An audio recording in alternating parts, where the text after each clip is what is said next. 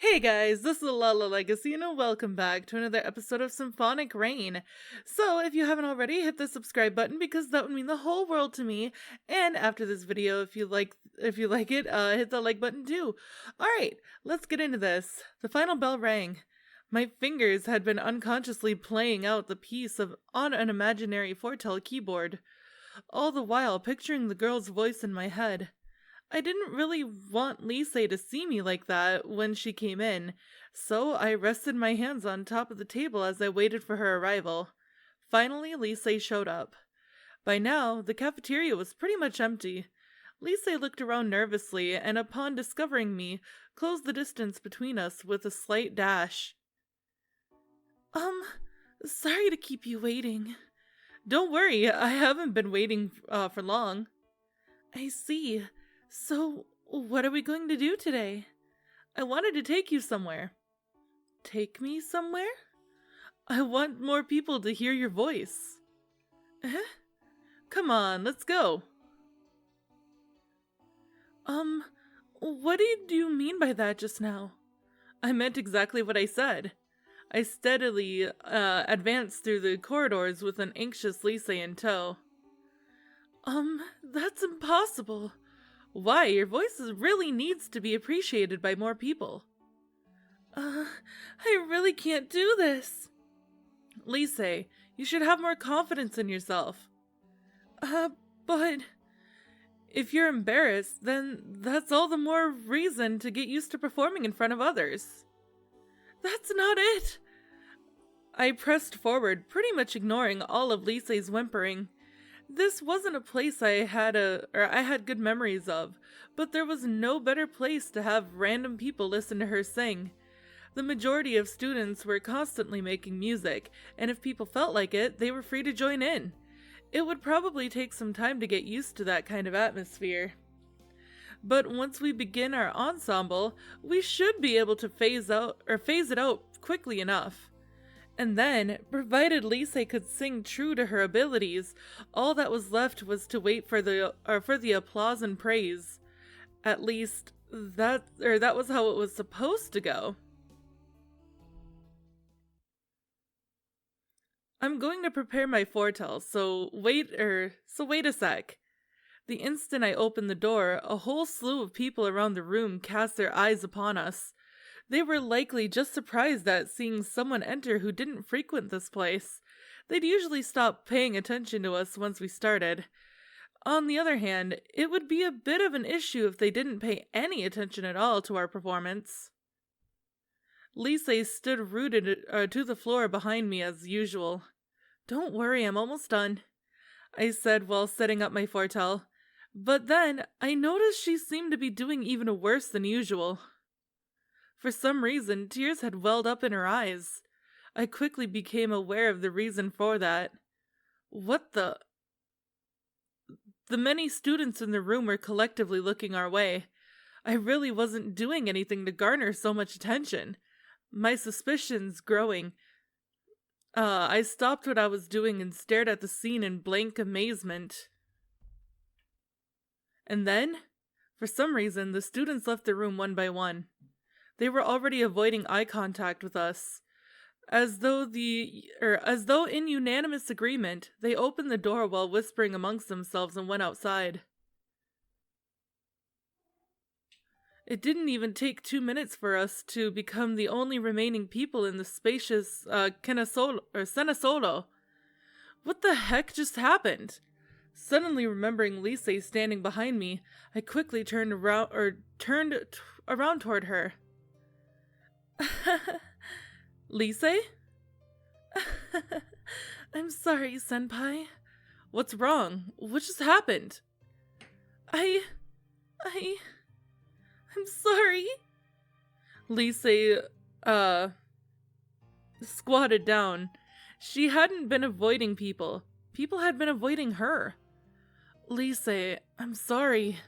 I had no idea why this had happened, but it was my fault and she was crying right now.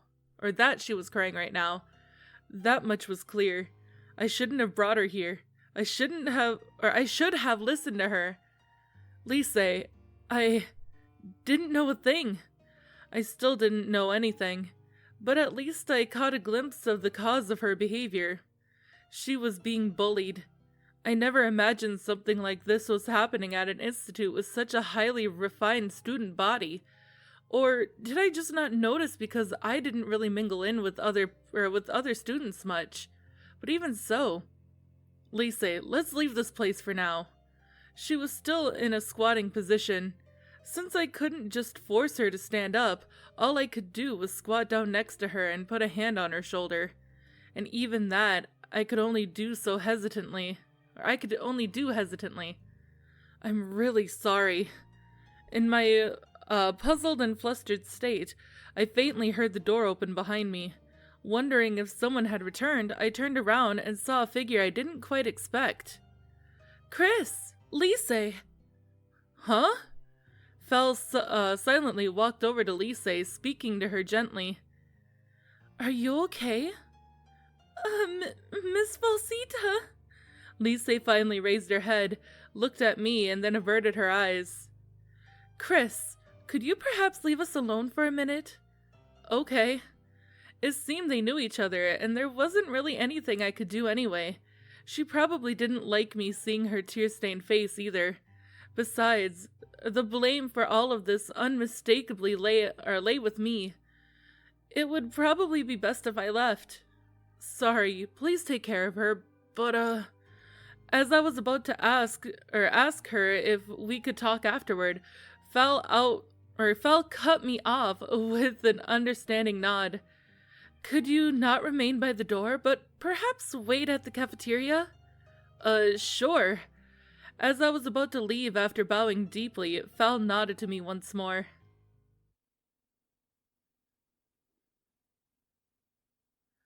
I'd been killing time in the cafeteria again, but my feelings were just about the complete opposite from before. I was worried about Lise's situation, and I was mentally kicking myself for my thoughtless actions that had driven her into it. Time passed slowly.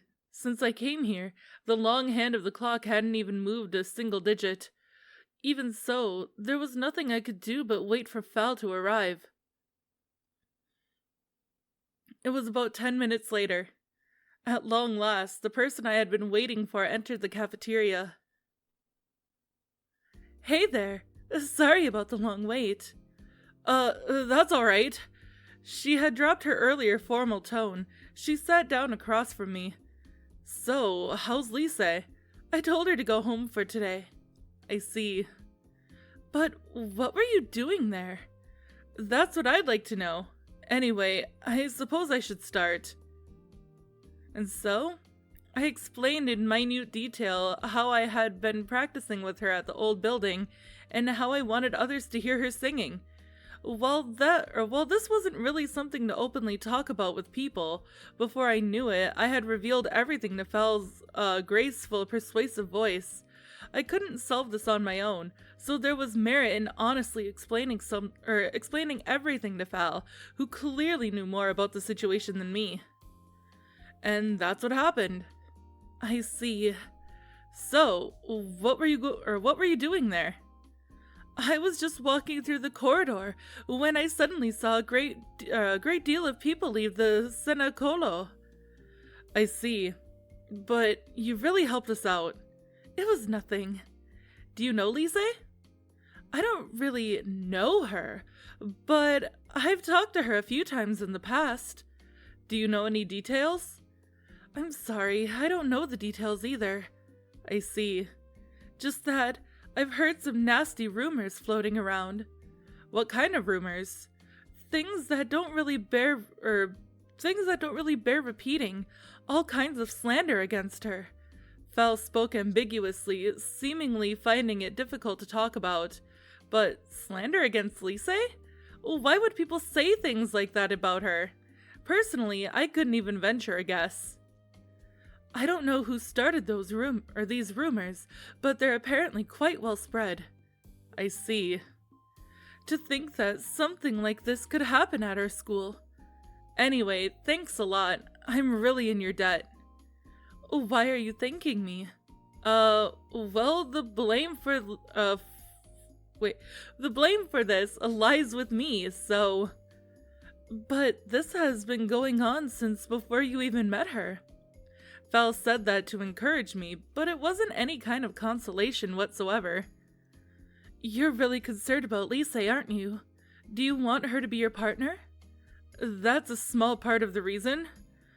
But she's... Huh? Never mind, it's nothing. Val, do you know something after all? A little bit more than you, at the very least. Will you tell me? But... Val, have you ever seen Lise sing? Huh? No, I haven't. She sings blissfully, truly blissfully. She's really skilled and yet... Chris... I'm sorry. Don't mention it. It just goes to show how much you care about her, but I'm kinda sad. Sad? I thought you considered me a candidate partner, so you've been practicing with Lise all along. Ah. Just kidding, though me being sad is partially true. Anyways, are you planning on talking things out with Lise? Yes, if I can, but I don't know if I'll be able to meet her. I would probably be waiting for Lise at the old school building again tomorrow, although it was doubtful she would come. I didn't really care about the partner issue right now. The only thing going through my mind was that I had hurt Lise. If only I could apologize. If only I could do something for her. In any case, I wanted to see Lise and talk with her. In that case, do you want to meet and talk with her next Saturday? How? And why on Saturday? She wanted me to pass on a message that she wouldn't be able to come tomorrow, and you had agreed to meet, right? Actually, we didn't agree per se, but why Saturday? Want me to ask her if she wants to come to my workplace? Can you? While you might not even know which class she's in, I think I could go and talk to her. Could you do that for me? Of course. If I manage to talk to her, I'll come to the cafeteria at noon. You're always there at that time, right? Yeah, usually. Right after my lesson. Got it. I'll fill you in on the details then. I have some things to take care of, so I'll be leaving now. Val. Val stood up and started for the exit. I stopped her by calling out. Oh, what is it? Thank you. That's okay. I'm doing it because I want to. Leaving that, Val exited the cafeteria. I remained seated for a while longer, pondering my next course of action. It didn't look like I would get into the mood to practice until Saturday. But then, I couldn't confide in Forney either. She'd probably get mad at me for discontinuing my partner search, so I had to find a way to kill the time somehow. But that was a problem for tomorrow. Either way, the question of what to do from now on was what continued to dominate my mind for the rest of the day.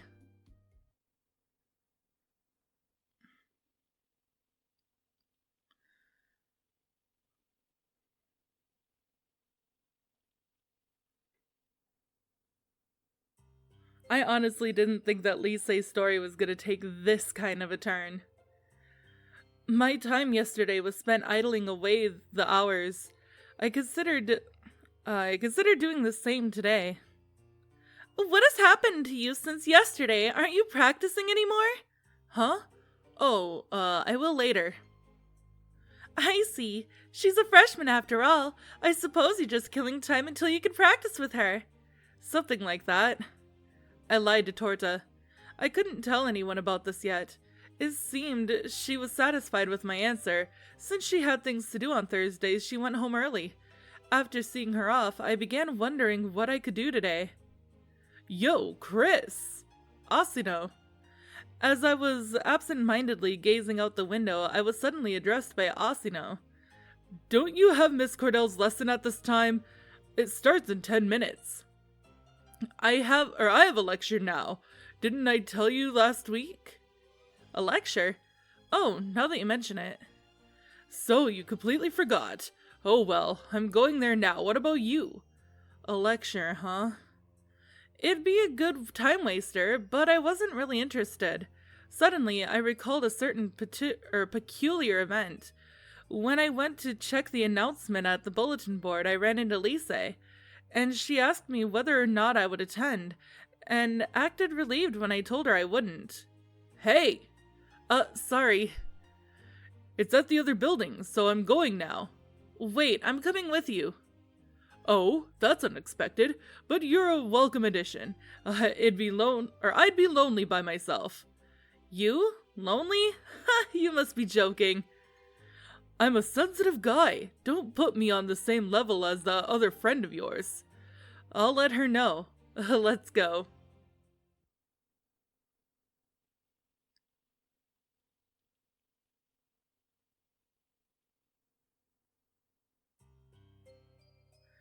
When we entered the lecture room, most of the seats were already taken. Almost all of the Fortel students I knew were there.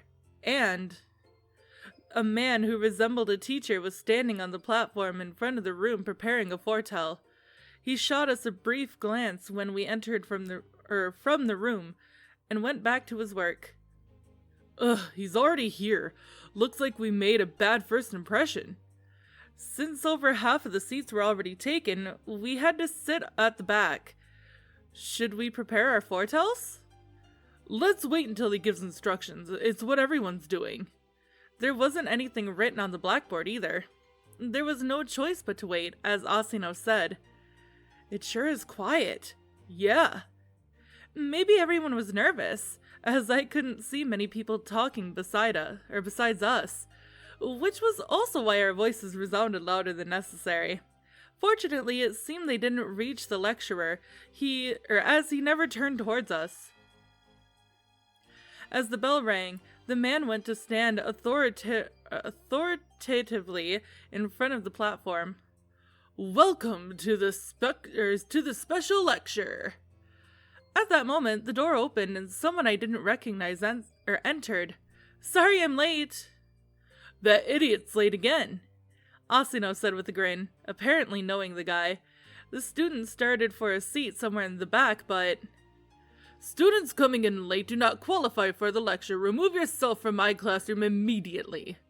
Huh? But the bell only just rang. Are you not familiar with proper conduct? Well, no matter. When I say get out, you get out. He wasn't even shouting. But not a single student here couldn't feel the disdain and repugnance in the words he spat out.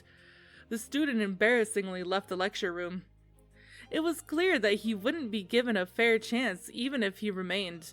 A nobleman, huh? Actually, I believe Asino called him a grand senor?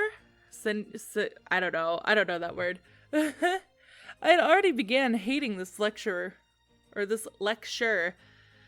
His utter lack of tolerance was both petty and entirely superficial.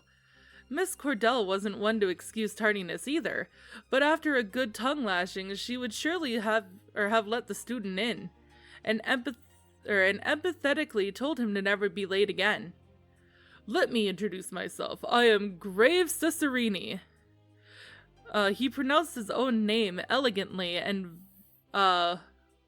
volubly, making me wonder just how highly he thought of himself.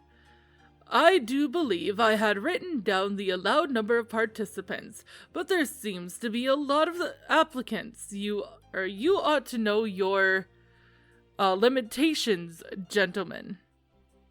The lecturer named Grave promptly declared. A babble of voices stirred up in the room.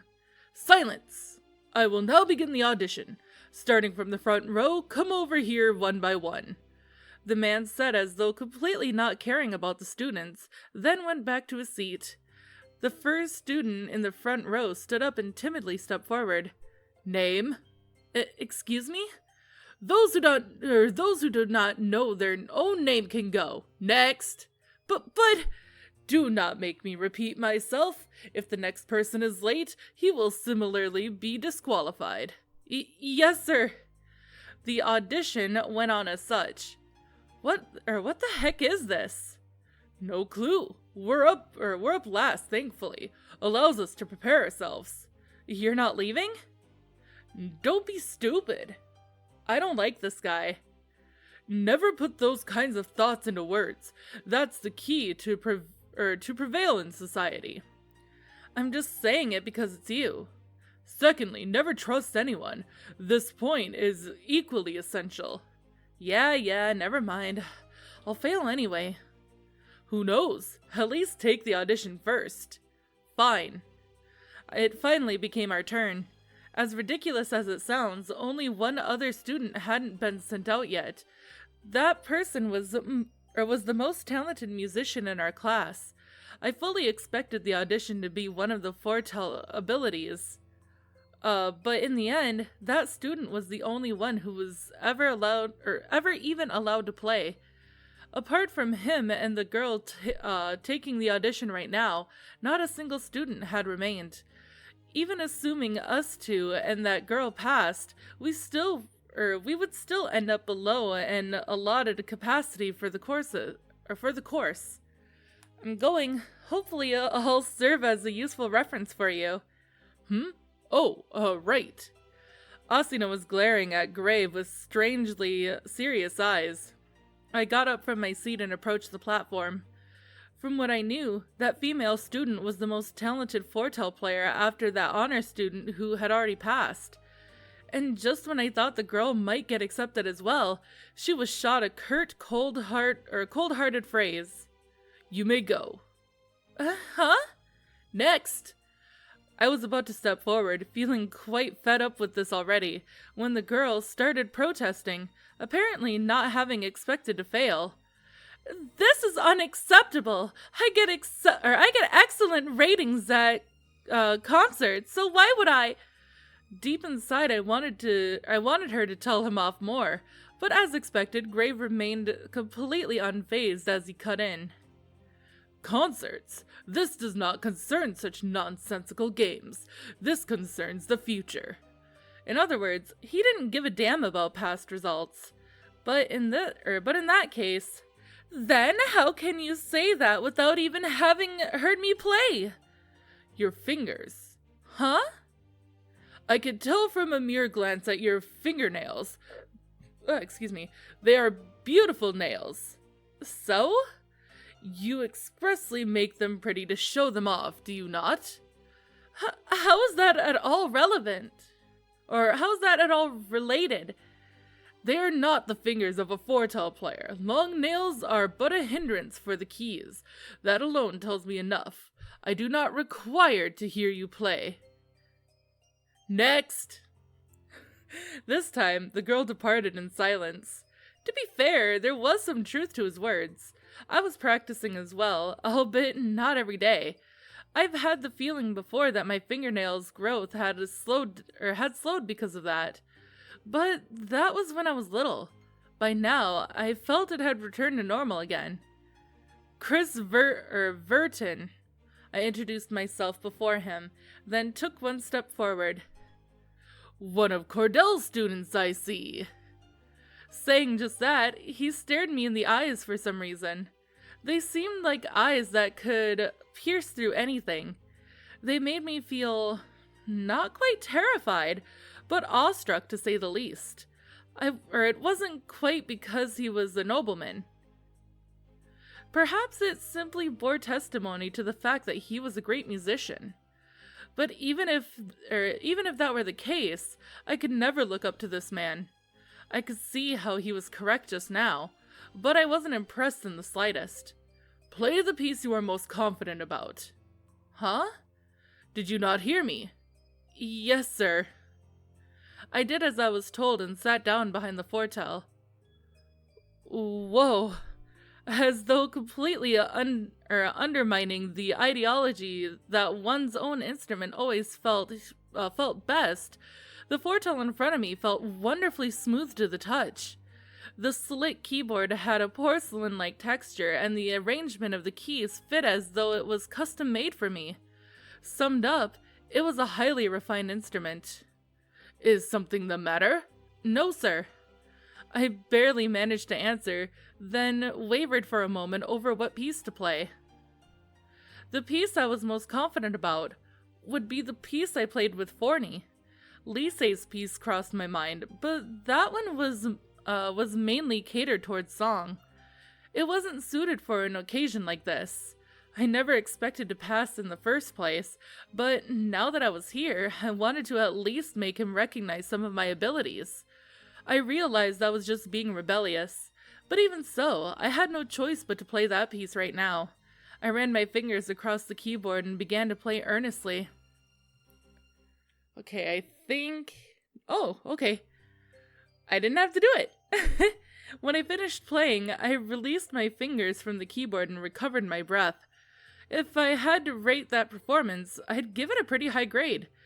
After a thorough inspection of my face, Grave curtly spoke. "You may remain. Next!" I was already out of his line of sight. I considered just leaving now, but Asino was already standing right behind me, whispering something in my ear. "Good job, but there are still seats left. Wait for me." "Sure." I sat down in one of the now vacant front seats and waited, hoping that Asino would return. Although I felt bad for the honors student next to me, I was fully intent on leaving if Asino failed. "Well then, play the piece you are most confident about." You could say he breached the first barrier. Just as I was feeling relieved at that, the man stopped Asino's performance before he had even finished the first measure. "That is enough. I let you play because you were one of Cordell's students, but..." He never even finished his sentence. However, from his tone and attitude, it was more than clear what he wanted to say. "Excuse me," Asino said calmly and without objection. He shot me a short glance and then left the lecture room. "Well then, it seems more students remain this year than usual." Having lost the right timing to leave, my mind drifted toward the meaning of his words. Did he mean that every year only about one person passed? What I will teach you today is what a foretell is and nothing more."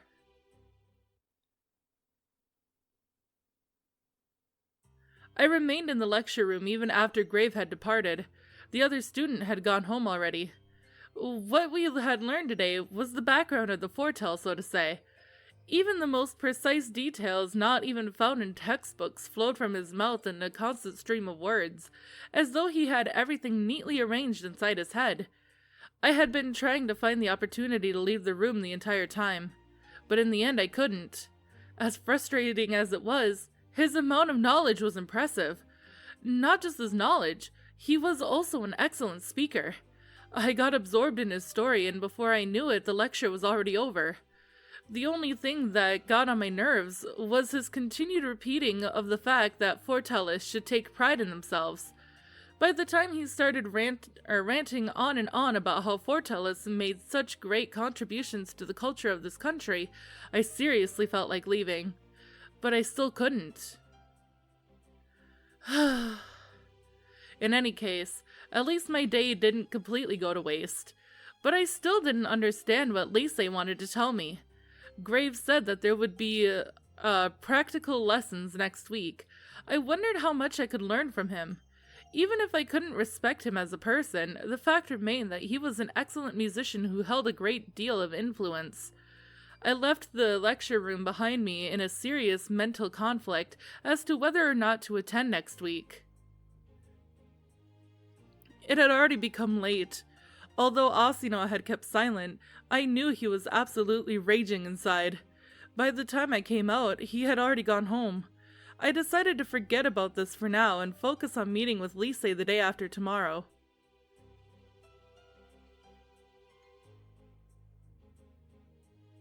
After dinner, I played a few tunes on my foretell. What exactly did Graves sense from my performance that would make him accept me? While I doubted Miss Cordell had put in a good word for me, it seemed my lessons from her had paid off. Although I wondered what the consequences would have been if he had found out I still didn't have a partner. "Oh, what a deep frown! And here I thought you were practicing in uncharacteristic earnest." "In earnest, huh?" Wait, that's it! Something suddenly occurred to me. Or how would Forney judge Graves' music? I didn't find out his true abilities at today's lecture, but there might come an opportunity for me to hear him play. I considered it, but didn't put it into words, because it would be utterly meaningless. Whether he had talent or not, it wasn't like his reputation would fade. Not to mention that no one in their right mind would believe the words of an invisible sprite of music. What do you mean, that's it? Don't you have something to say? Never mind, just talking to myself. I will mind! You could say that all you want, but... Okay then, mind if I ask you something? I get the feeling you're dodging my question, but sure, shoot! As a sprite of music, what do you think of my foretell abilities? You mean for me to look at it objectively rather than to give my personal opinion, right? Yeah. You see, what happened today was... I let Forney in on the events of the day. It wasn't a very complicated question, but Forney began thinking about it deeply and then disappeared. It really shouldn't have been something to get in such a bind over. I wondered whether today's happenings were things I could just ask anyone for advice about. Previously, how others rated my performance never mattered to me, but now it left me with doubts. Oh, don't start thinking about it, because that's what makes you bad and overthinking. 2 days had passed since Graves' lecture. Yesterday, Val informed me that I could meet with Lise today. I had heard about the fact that she had a part-time job, but I never had the opportunity to ask her for the details. As it happened, whenever Val wasn't taking lessons at the institute, she was working at a trattoria called Coper, the same place I went to with Asino once. And now I was about to head toward that very trattoria. I had proposed to meet at a quiet place instead, but Val quickly turned that down, explaining that our voices would be drowned out by the crowd anyway. Furthermore, Val happened to be working today, as she apparently didn't get much time off. She'd proposed meeting on Sunday as well, but in the end, she granted my wish of wanting to see Lise as soon as possible. I wanted to commend her for her attentiveness. In any case, I was able to spend time with Lise for the hour or so that Val was able to take off past the peak hours of lunchtime, which was around 2. I considered talking to her when we were alone at one point, but I was doubtful Lise would be able to speak frankly, so things would probably go smoother if Val was there. I'm off. Okay, be careful. I told Forney what I had been doing, to an extent. I kind of had to, since she kept nagging me about how I wasn't myself lately. There was no room for doubt that I had brought Lise into the situation. I at least wanted to apologize to her for that, regardless if she became my partner or not. And, if at all possible, I wanted to solve the problems that were haunting her. Come on, don't make such a gloomy face. Thanks. If all goes well, I guess that settles the partner deal. This isn't about that. Forney's bright words managed to cheer me up a bit. The clock indicated it was still some time until 2. Getting to the trattoria only took a few minutes on foot, but since I didn't want to be late, I hastily scurried outside.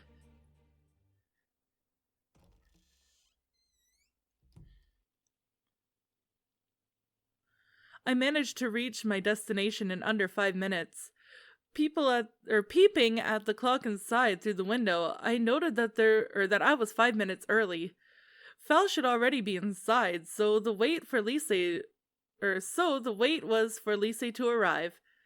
We had agreed to rendezvous inside, but I wanted to say a few things to Lise in private first. As I surveyed the interior once more, I heard a voice behind me. I promptly turned around. Morning, Lise. Good morning. As expected, Lise had calmed down quite a bit. It had already been 4 days since then, after all. I wanted to let you know one thing. Huh? I'm truly sorry for what happened. I don't think telling you I was ignorant of your situation is much of an excuse, so all I could do is apologize. Sorry. Please raise your head. That was all my fault. But it could have been prevented had I talked to you beforehand, or if I hadn't been so forceful. No, like I said, that was... Lise became all flustered again as usual. I didn't want to make her say these things to me. It seemed best to go inside and meet Fal for now, as we both needed to calm down. Lise, let's go inside. Yes. Oh, one more thing. I'm glad I got to see you again.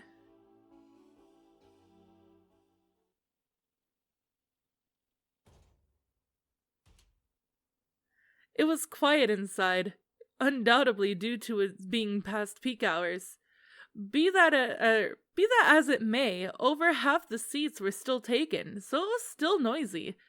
It didn't seem necessary to be watchful of our surroundings, just like Fal said. From a cursory glance, it didn't seem like there were any students of the Institute here either. Ah, this way, please. Fal, wearing plain clothes, called out to us, her break apparently having already started. Fal and Lise sat down at one end of the table for 4, leaving me to sit opposite of them. Want something to drink? Fal suggested, trying to break the ice. No thanks. Me neither. I see. Then I suppose I'll order something for myself. She rolled her eyes at me and laughed weakly. She ordered a cup of coffee, then gently pushed 2 glasses of water that were already on the table towards us. Chris, we're here to talk about Lise's situation today, right? Yes. Then I suppose I'll start. Fal said to no one in particular and continued. All I know is that I have seen Lise in that state a number of times before. I have asked Lise to talk to me about it each and every time, but she would never comply. I'm sorry. But I want to help you, so whatever you could tell me might be the first step towards a solution. Fal looked me in the eyes. I want to know as well, I said, as though inheriting Fal's words. This wasn't the time to be reiterating apologies. Even so. But I also feel you don't have to tell us right now if you don't want to. You can tell us whenever you're ready for it. Simply talking about it might not be enough to solve this issue. Of course, there was a chance that it might, but it sure didn't seem like that to me. I could still vividly recall the cold stares of the students as they left the Cena Solo. But what could I do about it? What could I do? Of course, if you do tell us, I will. I quickly glanced at Fal, who gave me a nod in response. Fal and I will do anything in our ability to help you. Lise was listening with her head hung low. What was causing people to act that way toward her? I really wanted to know. If we knew, we might be able to, better the situation. For instance, if Lise was doing something to cause this, all she had to do was change. But I couldn't fathom that Lise could have had something to do with it. So that left the people around her to be at fault. Yet, even if we interrogated Lise by force, there was nothing we could do about that. If anything, she would only end up hurt again. On the other hand, it might take a load off of her shoulders if she told us. We could share the pain. But that wouldn't have meaning until Lise was willing to share it. And also, I hope we could continue to practice together at the old school building. Huh? It's a lot of fun performing ensembles with you. She needed a place to escape to. I've seen her sing blissfully countless of times, but it was just too sad for her to be singing all by herself in complete solitude, which was why I wished from the bottom of my heart that I could continue to play with Lise. But, Chris-senpai, you... Yes? There is no way you could have time for that. You have a point. So please, do not worry about me. Excuse me. Lise was being uncharacteristically straightforward. She quietly started for the exit. Lise! Excuse me. She stopped in her tracks for an instant, but then continued to walk to the door without looking back. Just when I wanted to get up and follow her, Fal silently grasped my hand and shook her head with a pained look. Chris, I think it's best to leave her be for now. Why? You shouldn't tell us now if you don't want to. Weren't those your words? But this wasn't about that. I think it's all the same for her. I also understand why you said that. You felt she needed time, didn't you? Then I think we should give her that time now and leave her be. Perhaps. I slumped back into my chair, feeling a bit more calm. How about some water? I abode by her words and took a sip from my glass. Cold water ran through my throat, cooling my body. Having calmed down, I decided to continue talking. Sorry about what I said. It might have been for the best to have her come clean right here. Don't be. If what you said was what you really felt, then you did the right thing. Lise almost looked frightened to me, so like I said, it's fine. Anyway, let's continue our conversation. Huh? I know a few reasons why the other students ignore Lise. I've looked into it before. But earlier you said... I lied. Just like you, I presume. You really wanted to hear directly from her, didn't you? Well...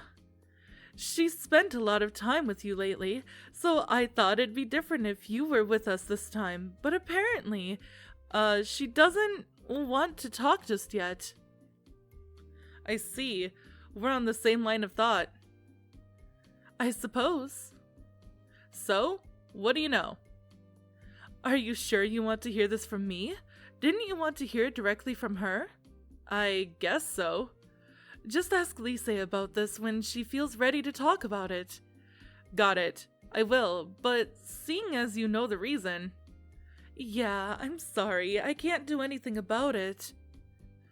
It's not like they do anything to her. They just leave the room like that. I've heard other things as well, like how no one wants to team up with her during class. Why not? Fal just shook her head at my query. Anyway, I really do want to do something about this as well. That's why I called you out here today. Thanks. Same to you. But Lise was quite right when she said this wasn't the time for you to be preoccupied with these things. The partner issue, huh? Right. What are you planning to do, Chris? I haven't planned anything yet. I wanted to partner with Lise if I could, but... Just like I thought. But I can't exactly ask her with the current state of affairs, huh? While I tried to make it sound like a joke, that was exactly how it was. But you really should make a plan soon. She sounded almost like Torto or Miss Cordell. I guess. What are you going to do? I don't mean about your partner, I mean about Lise. I'm thinking of frequenting the old school building again for now. I figured you'd say that. Huh? But... Fal straightened her face, then continued in a serious tone. What about your girlfriend? What? Why did Fal know about Ari? Although that wasn't the issue at hand here. Fal was definitely right. I did have the feeling I had been overly preoccupied with Lise. My eyes are going a little hazy. Even if I was the cause for LISE'S grief, if I let myself get too involved, I would almost inevitably cause grief to Arietta as well. And I realized just how absorbed I'd been in this ordeal. If I even had thoughts like that running through my head.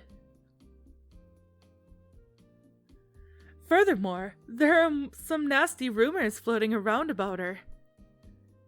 Though I don't believe them, I also find it hard to believe they began circulating for no reason at all. What kind of rumors? But that is all the time that I have for this episode, guys. So if you liked it, hit that like button down below and don't forget to subscribe if you haven't already. I love you guys so much and I will see you next time. Bye!